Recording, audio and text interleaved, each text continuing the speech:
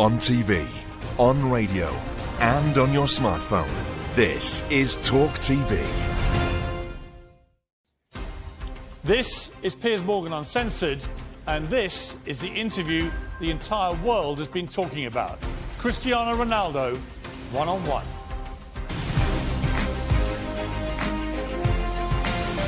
From London, this is Piers Morgan Uncensored. Welcome to a special edition of Piers Morgan Uncensored. Cristiano Ronaldo is a football megastar. In my opinion, the greatest player to ever grace the game. He's also one of the most famous people on the planet.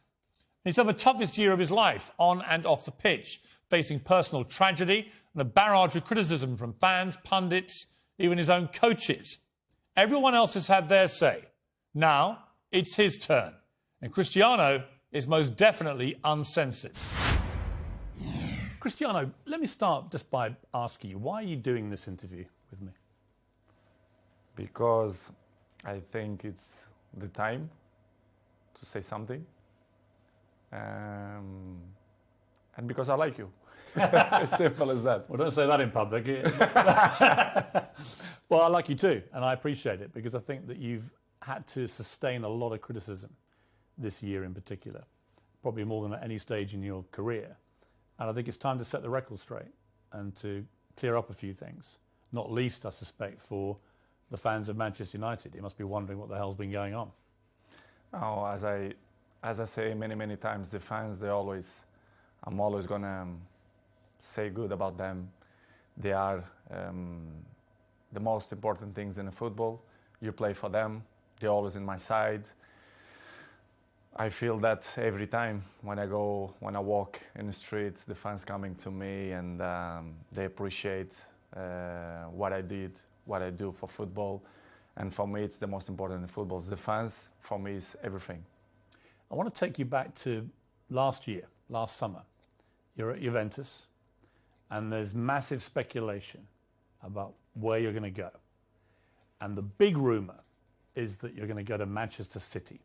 So first of all, how close was that to happening? Well, honestly, it was close. It was close. It's something that they spoke a lot, and Guardiola say 2 weeks ago, I guess, that they try hard to have me. But as you know, as my history in Manchester United, your heart, your feeling, the history that you did before make the difference, and of course as well Sir Alex Ferguson. So I was surprised in the same way, but it was conscious decision because the heart speaking loud in that moment. You were a Manchester United legend, so when you say your heart led you, it's because of that, the history you had with the club and the relationship you maintained with Sir Alex, with the fans. I think it was the key. It was the difference in that moment. But I cannot be loyal if I will say that Manchester City wasn't close. But I think I did conscious decision. I don't regret. At some point, and as you mentioned before, Sir Alex Ferguson was the key. Did you speak to him before you Yes, came I back? did. Yes, I did. I spoke with him, and What did he say to you to try and persuade you? He said to me that it's impossible for you to come to Manchester City. And I say, okay, boss. So I took the decisions, and I repeat I was with conscience that it was a good decision. You came back, and it couldn't have started better. You played at Old Trafford. Yeah, you won 4-1 against Newcastle. You scored twice. Sir Alex was there, loving it, obviously, the return of the prodigal son. Your mother was there, the return of her own son. Your mother was crying, obviously. Obviously, yes. But what a comeback. How did that feel that day when you came off the pitch? Well, that feeling was amazing, but not only the day of the game. I felt before that everything changed. The world speak about me, Cristiano back home, back where they belong.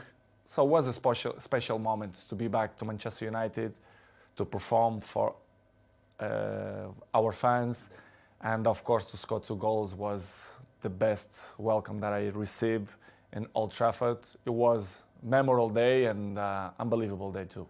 The Viva Ronaldo chant went up. Yes, Viva Ronaldo. You like hearing that? Be back. Of course I did. Yeah. As I told you before, the fans for me, they are everything. 2 things happened, I think, within 24 hours of you re-signing for United. One, you broke the all-time record for shirt sales in 24 hours. You actually beat a guy called Messi at PSG. You must have been happy about that. Of course I do. As you know, I don't follow the records. The records follow me. So it's good. Another one in my book. And the other one was the Manchester United tweet announcing that you were rejoining the club was the most tweeted or most liked tweet, I think, in Twitter history.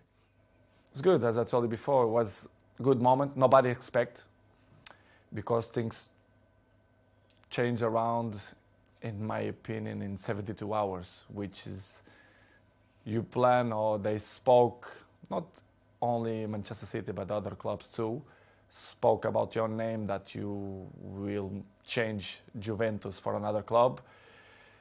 But Manchester United wasn't there, wasn't in that pot of that teams, but surprised everybody, even me, to be honest.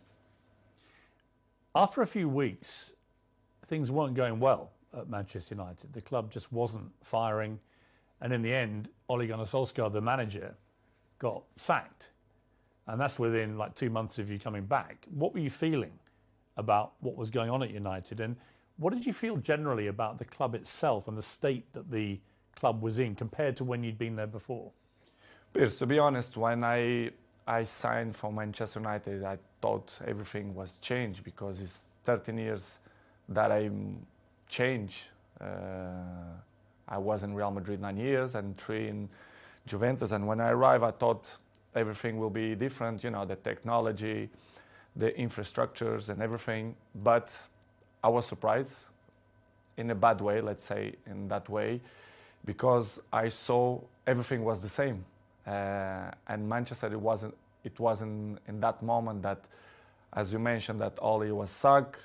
Michael Carrick, he assumed the job for 2 games, Villarreal and Chelsea away, and everything was so fast, but surprised me a lot. Instability in the club, everything was kind of the same that I It hadn't moved on. No, they stopped on the clock, in my opinion, which is something that surprised me. I didn't expect. And slowly they start to change. Even the windows, the new players, and was tough. Was tough for me because I didn't expect that. And because when you were there before, if Manchester United wanted a player under Sir Alex Ferguson, they normally got their man. Right now, it's a very different environment. After many years of failure since Sir Alex retired, United weren't getting the top players anymore. So were you surprised by that dynamic changing as well? Because you would have been used before to them, if they wanted top players, they got them. I was surprised. I thought when I signed, that they signed in that year Sancho and Varane plus me, that things will be in the way that Manchester should be.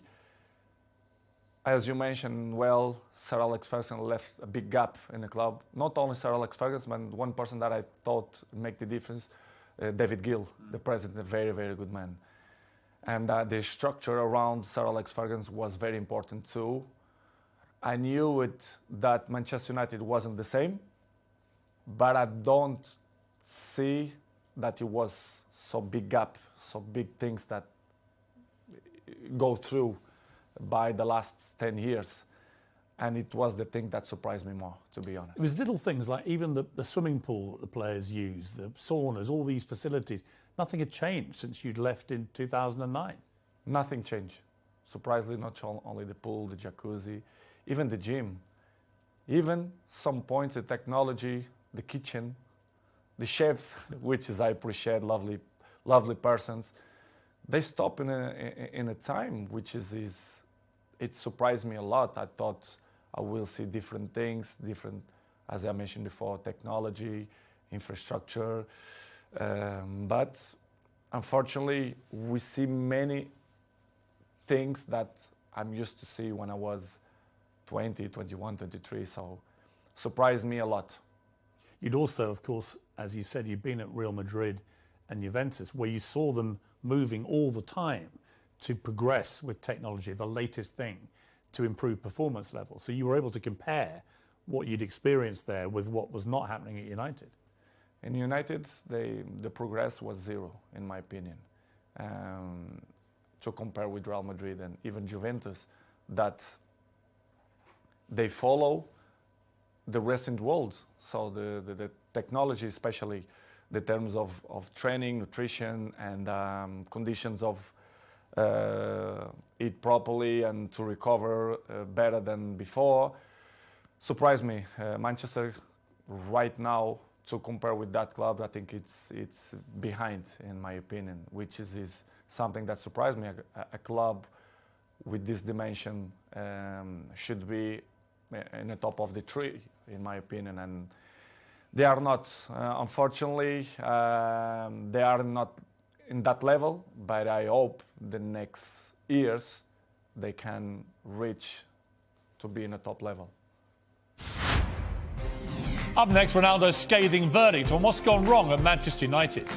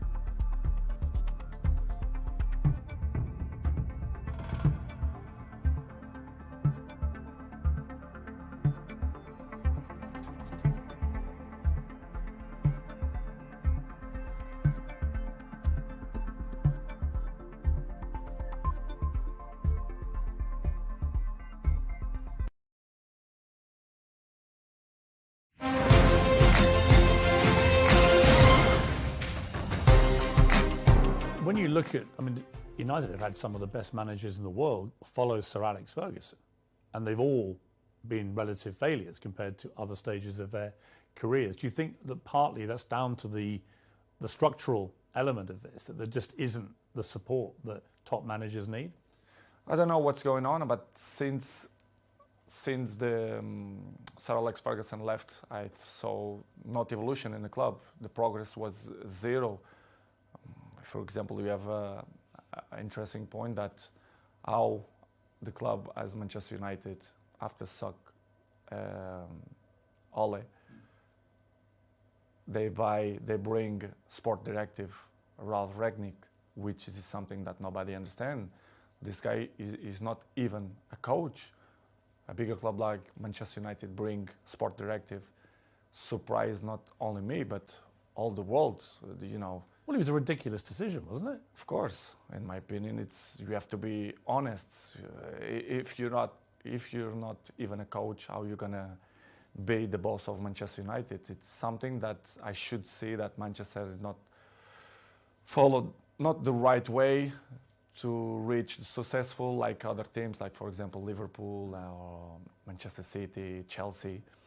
They are one step behind or two because of this kind of mistakes. In my opinion, they should improve and change probably the staff or the people, the directives or presidents. I don't know who is the problem there, but did it show a lack of ambition to you when they replaced Ole Gunnar Solskjaer, who a lot of fans liked, but he obviously wasn't delivering the big titles that United wanted and were used to. But to a point, someone like Ralph Rangnick, I mean, I'd never heard of him. And I'm thinking if had you heard of him? No, of course not. You'd never heard of this guy? Nobody. And the people who I speak, nobody knew who is him. So suddenly did you call him the boss? Of course. I respect. We have to call because he assumed the job. Regardless, all the coaches that I had in my career, I call them boss because if they assume the job, we have to call in that way.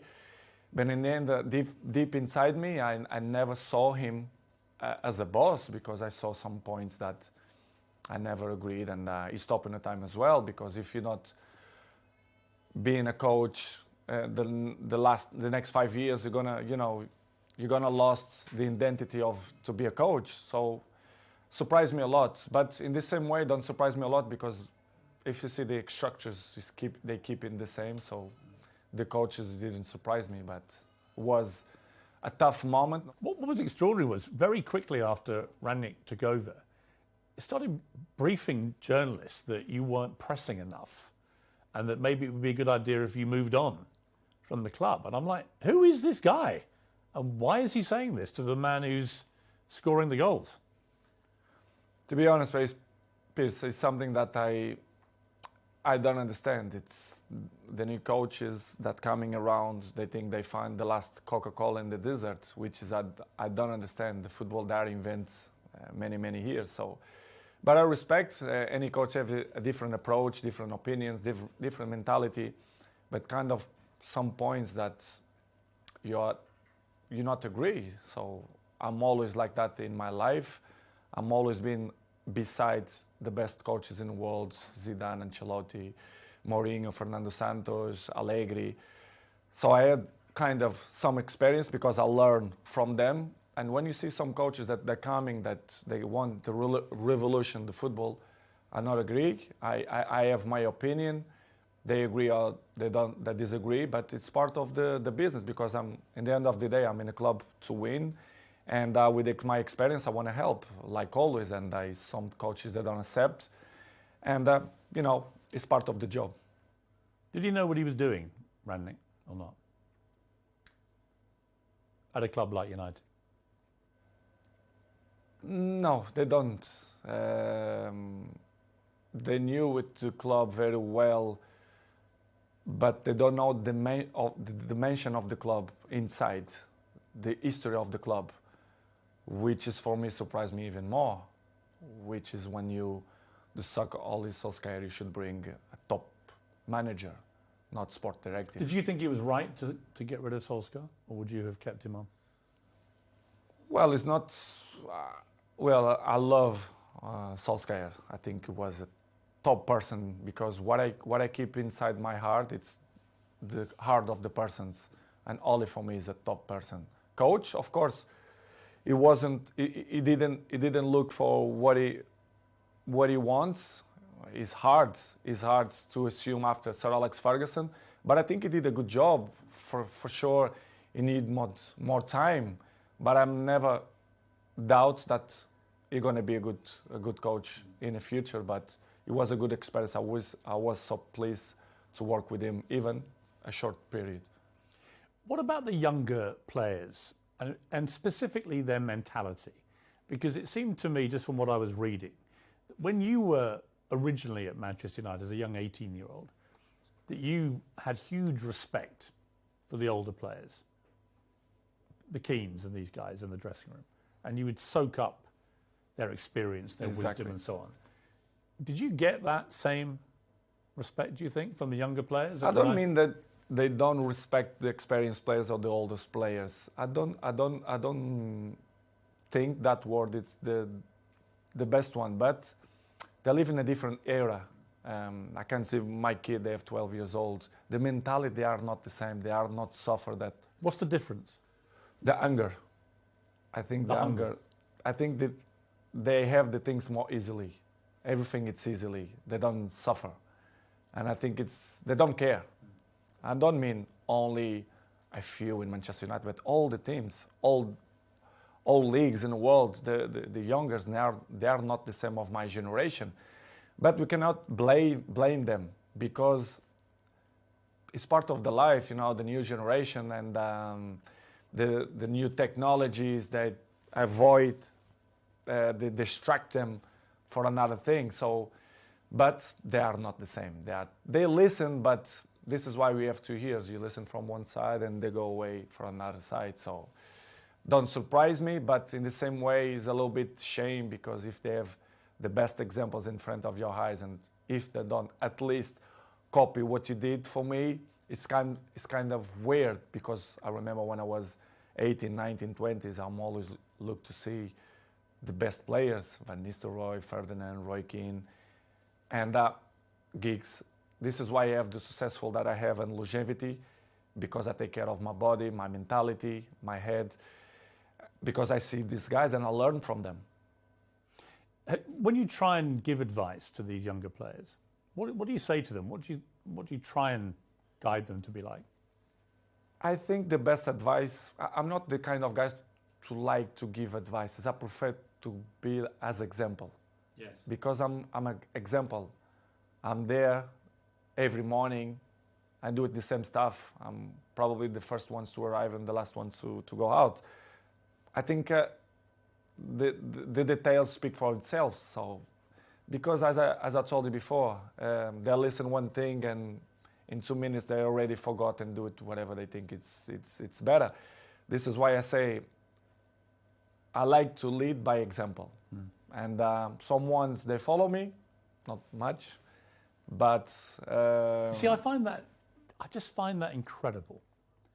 That if I was a young footballer and I had Cristiano Ronaldo at my club, that I wouldn't want to spend every second watching him, listening to him, observing the way you go about your business. And yet, from what you're saying, clearly, they're not interested. They don't care. Some ones, yes, but most of them, no. But for me, it's not surprise me. Don't surprise me because they're not going to have longevity careers, in my opinion. It's impossible. It's impossible to see, for example, my generation, you see many players, they reach 36, 37, 38 in a high level. I think this generation, you're going to count by your hands how many going to reach in that level because these years of preparation, helps a lot. Who are the players in the world that you most admire for their mental strength, their attitude? It's difficult question because I'm always can say what I see from my eyes. For example, if you tell me what I see, for example, in Manchester United, I can mention probably Dalot, Diogo Dalot. His example is young, but he's very very professional, and I'm not doubt that he's gonna reach, he's gonna have longevity in the football because he's young, he's smart, intelligent, and he's very professional. You have a few ones more, but like him, it's difficult to see. Probably Martinez, Casemiro's 30s,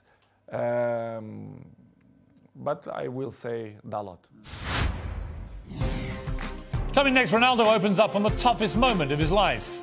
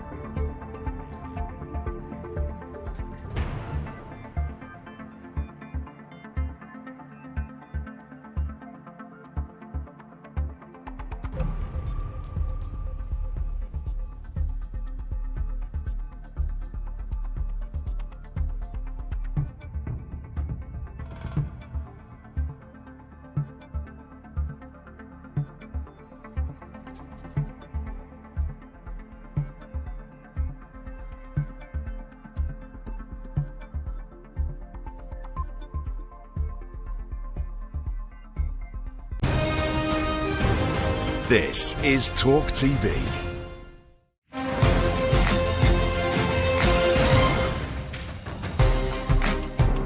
So Rangnick's come in, it's your second manager, it's not working, the results aren't great. You're still scoring goals regularly for Manchester United. You're about the only one who is.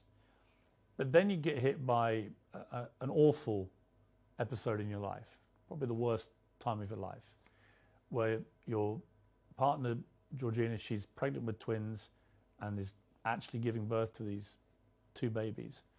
And your baby son doesn't survive. And I don't think I can imagine, I have 4 kids, you have a lot of children, you know, you can't imagine a worse thing to happen than to go a full term of a pregnancy, particularly for the poor mother in that case, but also for you. What was that like for you, that time in your life?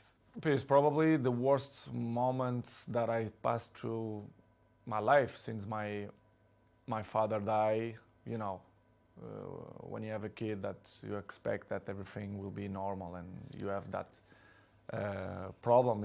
It's hard, you know, as human being that I am. Georgina, why we had quite difficult moments because we don't understand why happened to us.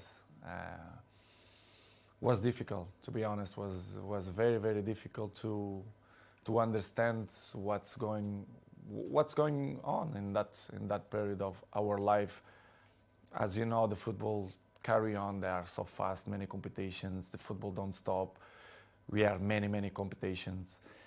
And pass through in that moment was probably the most difficult moment that I had in my life. Me and my family, especially Gio, that was tough. She said she was giving an interview about the new series of her TV show.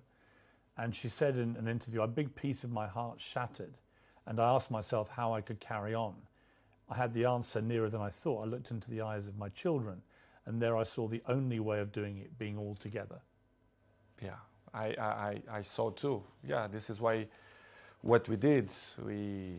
I grew up my family, especially Gio, and we had the difficult moments, but we said, listen, we have more kids. We have one that born, Bella, that we have to be happy too. I mean, such a difficult situation again, where you're mourning the terrible loss of your little baby boy, but also celebrating the birth of your beautiful daughter. I try to explain sometimes to my family and even my close friends. They say, I never felt to be happy and sad in the same moment. Yes. I never felt. It's hard to explain. So difficult. So difficult. You don't know if you cry or you don't know if you smile. Yes. Because it's something that you don't know how to react. You don't know what to do, to be honest. And of course, I remember very well that I looked like, I don't know the word to define what I felt in that moment, but it's crazy feelings, it's crazy emotional. But as I told you before, I have to hold that we had at least Bella, yes, which is the most important. One die and one survive, but it's difficult to explain. How did you explain it all to your other children? They must have been so confused about it. In the beginning, Gio arriving home and the kids start to say, where's another baby, where's another baby? Of course, Cristiano, I had conversation with him in the day, because he's 12 years old, he knows, he understands everything. And I had a nice conversation with him. We cried together in his bedroom, and he explained, and it's kind of, he didn't understand. He understand, but in the same way, he was a little bit confused. The other ones in the beginning, in the table, the kids start to say, Mom, where is the other baby, blah, blah, blah. And Gio, in the beginning, they start to say, because, you know, she had a little bit belly, because they had two, it's hard process. And after 1 week, I say, you know, let's be frontal, let's be honest with the kids. Let's say that Angel, which is the name, they go to the heaven. It's better to say in that way. Yeah. And we start to use in that way. And the kids always understand when we had shots in the table, and they say, Daddy, I did this for Angel, and they point out for the sky, which is I say, and I like it the most, because you know it's part of the lives, and I'm not gonna lie to my kids to say the truth, which was a difficult process. But in the same way, I become more father, more friendly of them. They become more close to his daddy, especially me with Georgine as well. Yeah, I was going to ask you that, because these things, they can make or break relationships, because the grief can be so intense. It can drive couples apart, or it can bring them closer. In my case, it was better in that way. I become more friendly of Gio. I was of course friend, but I see more lovely for her and for my kids, and I start to see the life with a different perspective. You understand? Which is coming the point of, if you're gonna ask me for sure, the pre-season moments. Yes. For example, why I didn't go to the pre-season. Yes, I'm going to come to that. Yeah. But it was just to finish in that chapter was the most difficult moment, the last since my dad died, it was this moment that I passed through the last 6 months. Do you feel your son is with you in spirit? Do you feel For that? sure, for sure. His ashes is with me, like my daddy. They are here in Really? my house. Yes, yes. It's something that I want to hold for the rest of my life. I'm not throw to the ocean or to the sea. I keep with me. They are next to my daddy. I don't know if you check. I have a small church down, and Oh, you do? Yes, I do. Like a little chapel? Yes, Huh? chapel, and I keep my daddy and my son. Do you talk to them? Yes, I do. I talk with them every time, and that they are in my side. They are, they help me to be a better man, to be a better person, to be a better father, and it's something that I'm really, really proud that the message that they send me, especially my son. Amazing. You had an extraordinary reaction from football fans, obviously from Manchester United, but I think you must have been just so surprised by the outpouring of not just support, but Liverpool fans sang on the 7th minute of their next game, "You'll never walk alone." The Kop, the great infamous enemy of Manchester United. What did you feel when you heard that? I never ever expect that. Never. I had the opportunity now to say, all English community, thank you a lot for that kind of that they had with me, not only Liverpool, but all England. I was at Arsenal when you played, and on the 7th minute, the whole crowd I were received applauding you. a letter from the Queen family as well. Really? Yes, I do. Which is his From the Queen herself? Or? family, Yeah. and surprised me a lot. Offering their condolences. Yes. Wow. Unbelievable. This is why I say I respect a lot the English community, English people, because they've been very kind with me, and in that difficult moment on my life was spectacular. The way they treat me and my family in that difficult moments. I should say straight to the crowd and thank you to the all English community that helped me in that moment. When the Queen sadly died in September, you posted a very nice tribute to her. Was part of the reason because of what they had been like with you? Of course, they've been so kind of with me, and this is why I did what I did. But it was unbelievable moment. I'm never ever gonna forget that moment. You have a little girl, Bella. She's 6 months old now. Must be a great joy amid all that terrible sadness. Unbelievable. It was another member in the family. They are the shine of the house, and we are so proud. Me, Georgina, and all my kids. They are very, very proud for them. They are spectacular. A beautiful girl, and we are so happy. We are so happy. We are happy fathers. You're going to have more? I'm not thinking now to thinking more kids. I think we done, but we never know. The future only God knows. But right now we want to have a break, to enjoy these ones, because they are little, Bella 6 and the rest they are 5 and Cristiano 12. We want to enjoy a little bit of these ones. Let's see the future. It's very difficult to play top level football at the best of times. It's a hard business in full public glare of millions of people watching. To have to go back and play after this must have been incredibly hard for you, even with your mental strength. How did you find that? Difficult, very difficult to play after that. But as I always have good support from my family, and Georgina told me, go to play, go enjoy, to do what you like to do. We're gonna help for you to forget a little bit the situation. It was difficult, but in the same point, I think helps for you to, to don't thinking much about that. Even to training was good, but as you know,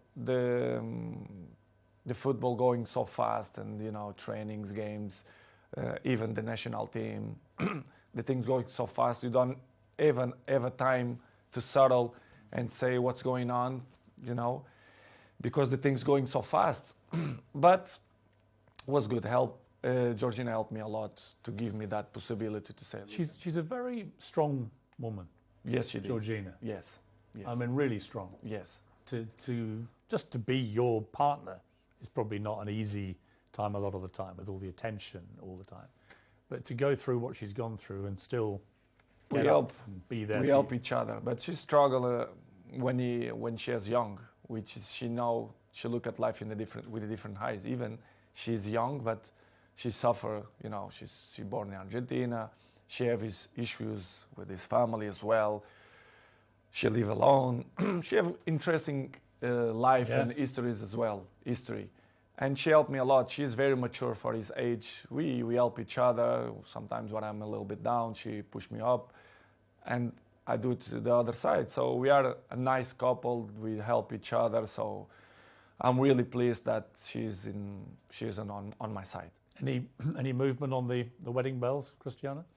I'm not thinking now about that, but I can see in the future. I think she deserves, but it's something that not coming now in my plans, but in the future, yes, I want. Coming next, Wayne Rooney, Gary Neville. Ronaldo's got a message for both of you.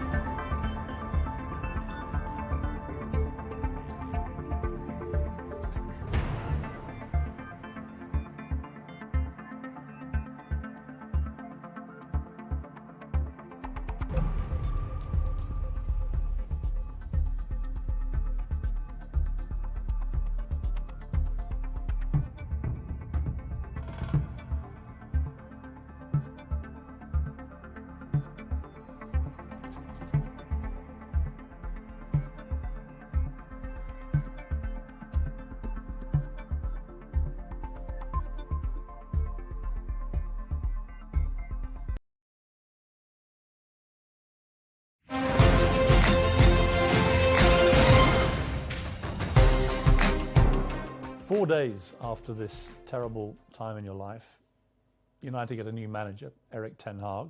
Did you know much about him? A little bit through Ajax, the job that he did for Ajax.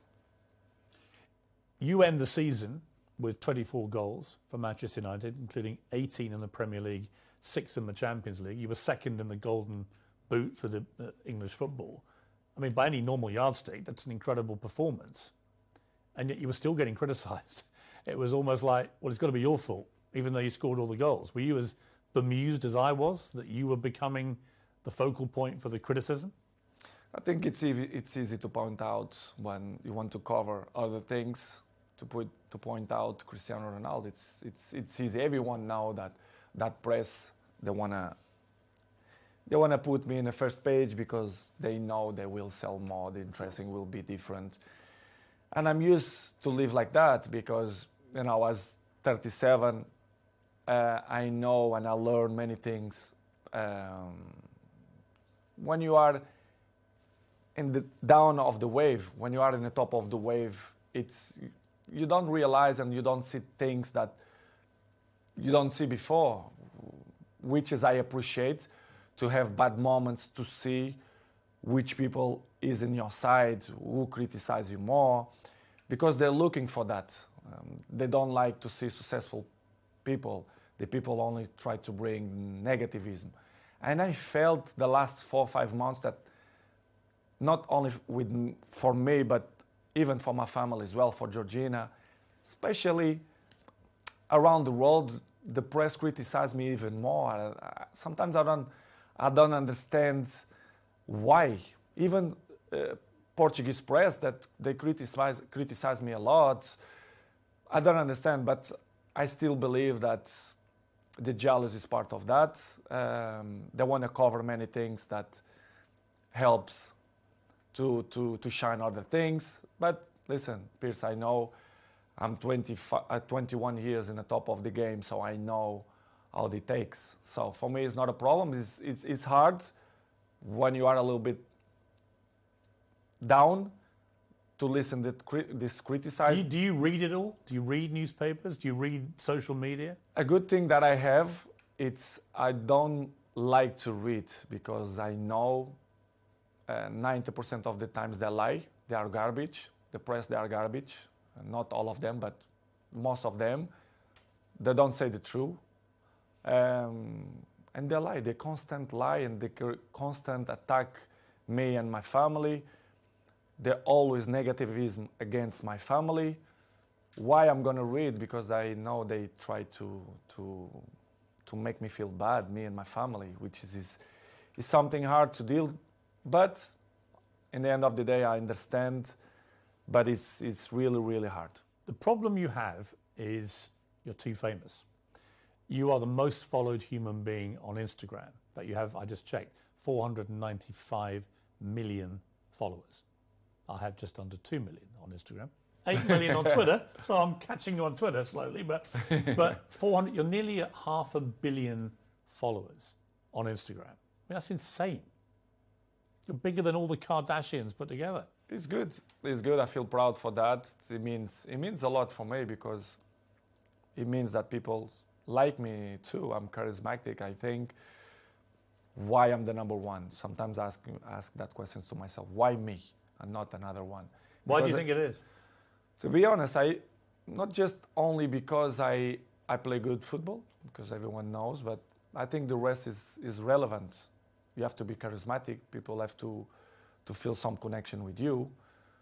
I think to be good looking helps too. I have the same problem. Yeah, I feel the same way. To be honest, Piers, I don't know the real reason, but I think I'm charismatic and I'm a appetitive fruit. I don't know if we... A what? A fruit that people want to bite. Yeah. I don't know how you can say in English. Any particular fruit or? Let's say strawberry. But I don't know the reason. I mean, what's incredible to me is the power you have. Appetite fruit. Appetite fruit. I don't know if it makes sense in English, but if it don't make sense, you learn. I'll research appetite fruit, yeah. Okay. I mean, I have a pinned tweet, and it's you telling me I have good abdominals, which is a very good observation. And it's only 10 seconds long. It's had 43 million views, this clip. So thank you. Because 43 million people have heard the guy who actually has got good abdominals tell me I've got good abdominals. But it showed me the sheer firepower you have in that world of social media. It's just extraordinary. Is what I told you before. I have good things, which is you can sell your own product, let's say in that way, but you have to deal with many obstacles in your life too. Do you care if people hate you? I mean, a lot of people love you, but obviously a lot of people don't. You're so big, you're going to get both. But do you care about the ones who hate Cristiano Ronaldo? I care the people who like me. I'm not waste time for the people who don't like me. I think it's waste of time. These people, they are not interesting on my life. I like to be around the people who love me. I don't waste my time to see the criticize of people who is next to me, ex-players, for example. One of your biggest critics has been, and I'm surprised about this. Me too. Wayne Rooney, for example, who you played with for many years very successfully, and were good friends with him. And yet all this year, 3 or 4 times, he's come out and attacked you in the media. Piers, I don't understand. You should ask this question to him, but I don't know. I don't know why he criticized me so bad, or I don't believe that he's jealous of me. He says your behaviour is unacceptable. United should sell you. Blah, blah, blah, blah, blah. I mean, it's Wayne Rooney. It surprised me. It was 1 year ago or 6 months ago here in my house. He pick up his kids here and invite Cristiano to go to his house to play football. I really don't understand people like that, or if they wanna be in the cover of the paper, of the news, or they want a new jobs or whatever. Is it jealousy as well, perhaps, that you're still playing and still in the Man United? Probably, because he finished his career with 30s. So I'm still playing high level.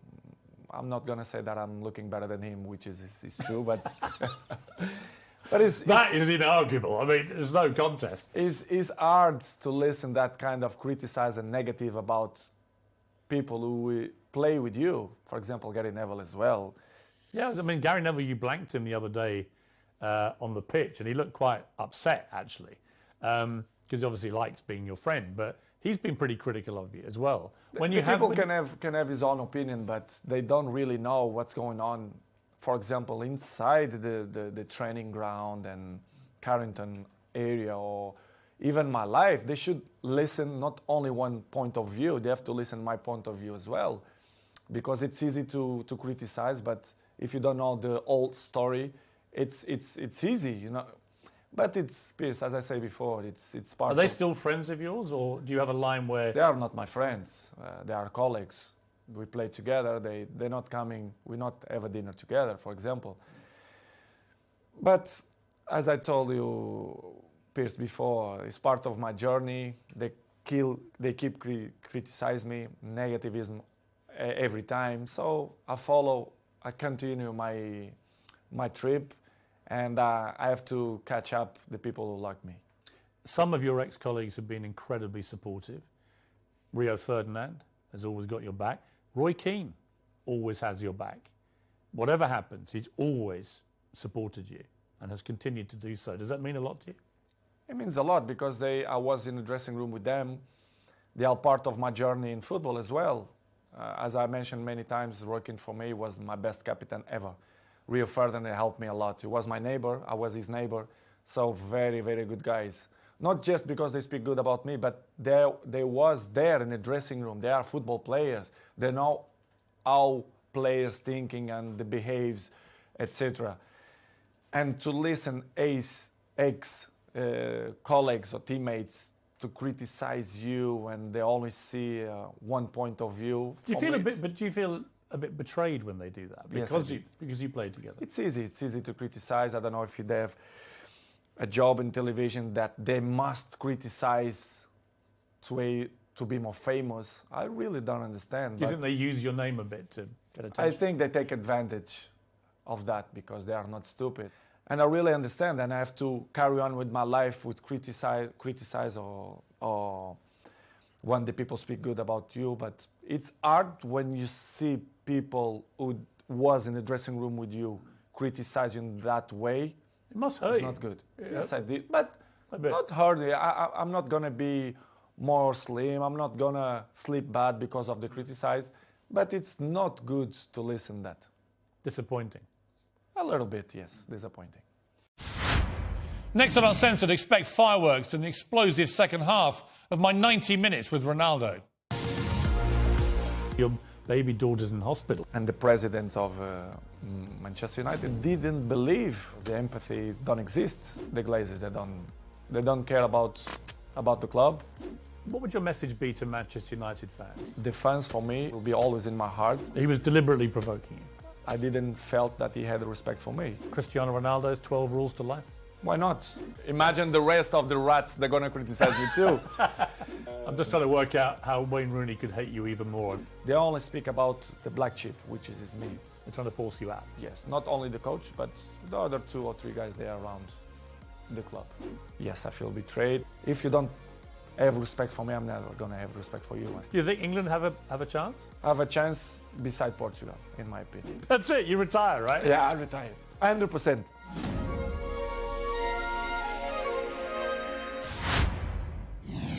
You won't want to miss it. Whatever you're up to, keep it uncensored.